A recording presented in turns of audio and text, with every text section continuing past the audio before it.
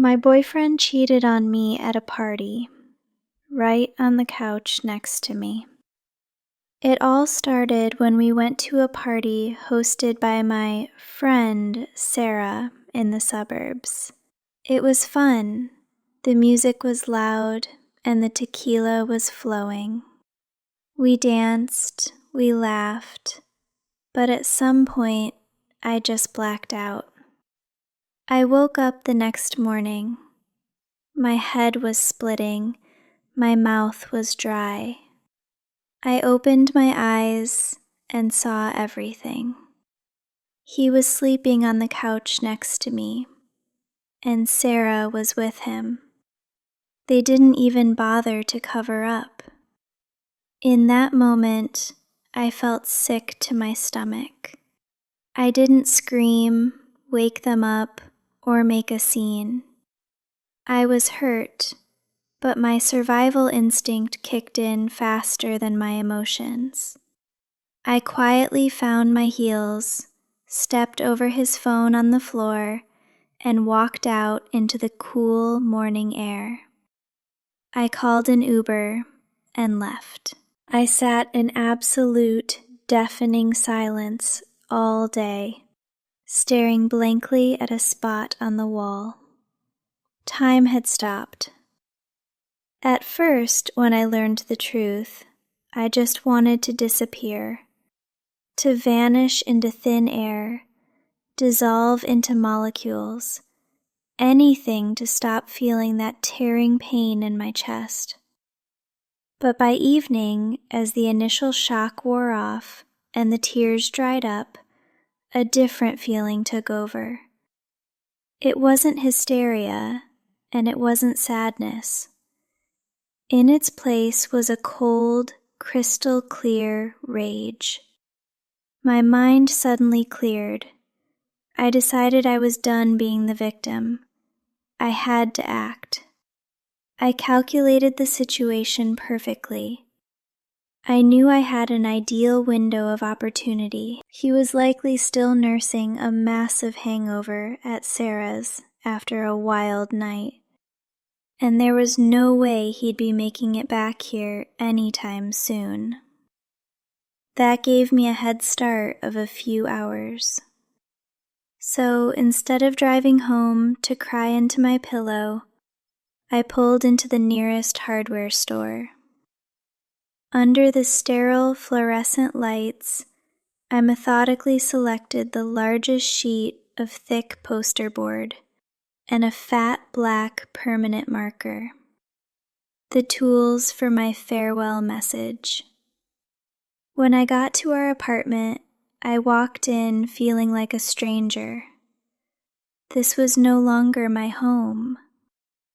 I began the purge, methodical and ruthless. I didn't waste time folding his clothes or looking for suitcases. All pity was gone. I just scooped everything into a giant pile like trash. Out went his shrines, his precious Jordan collection, the ones he used to dust off like artifacts, now lay mixed in with dirty laundry. Next went his beloved gaming console with its tangle of wires, the acoustic guitar he cherished so much, and his entire wardrobe of expensive designer hoodies he was so proud of.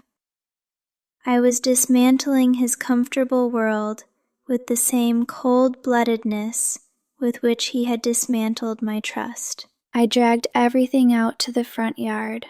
On the cardboard, I wrote in bold letters, "Cheating boyfriend sale. Everything is free."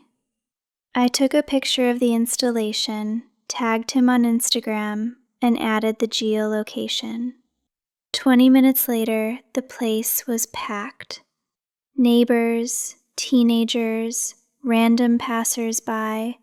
People were grabbing his stuff, laughing and making TikToks.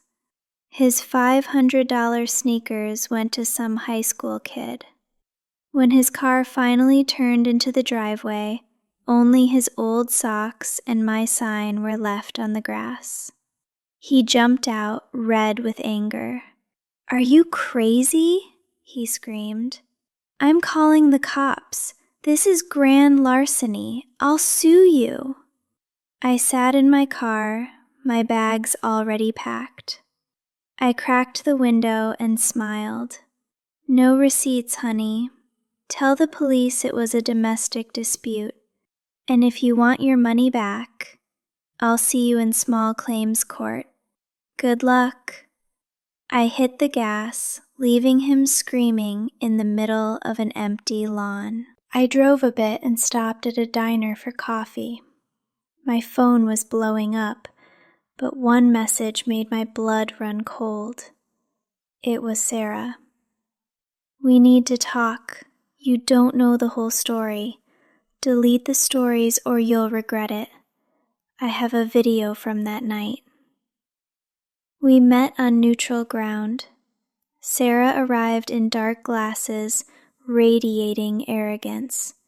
She went on the attack immediately. "Delete all the posts, or I upload this." She showed me the video.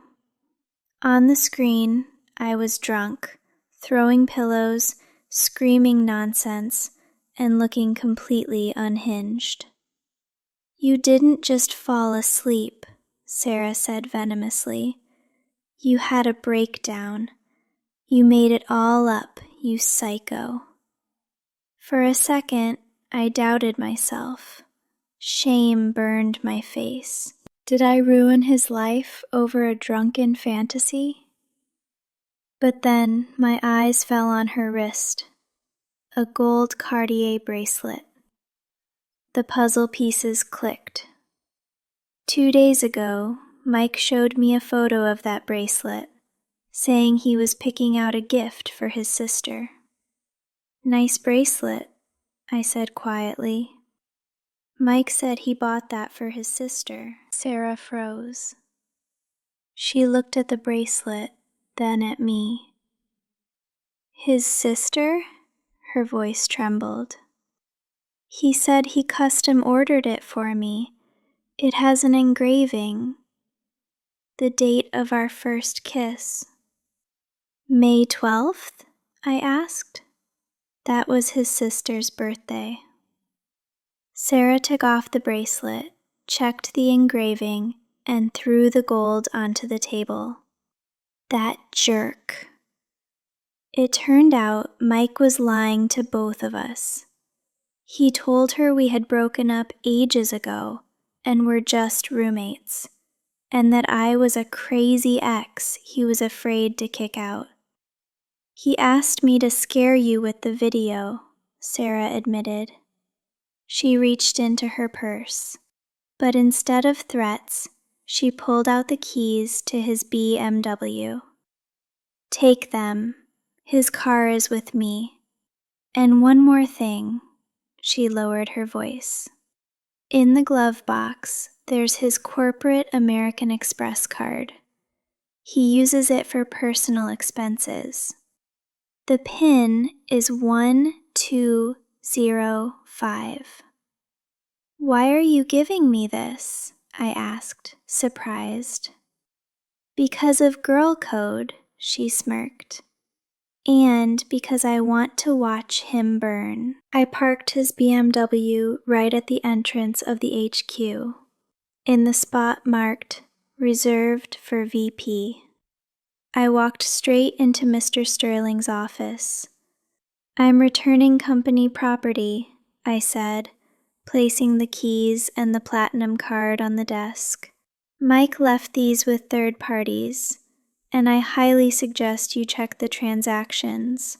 I doubt a $6,000 Cartier bracelet counts as office supplies."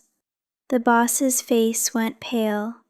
In corporate America, embezzlement is a career death sentence. I walked out to the elevator.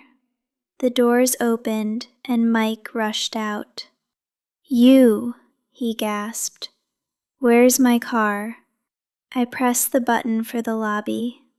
Your car is with the boss, Mike. So is the card. Mr. Sterling really wants to discuss your expenses. His eyes widened in horror.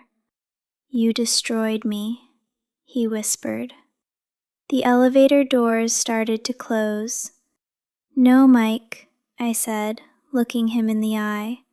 I just conducted an audit. The doors slammed shut.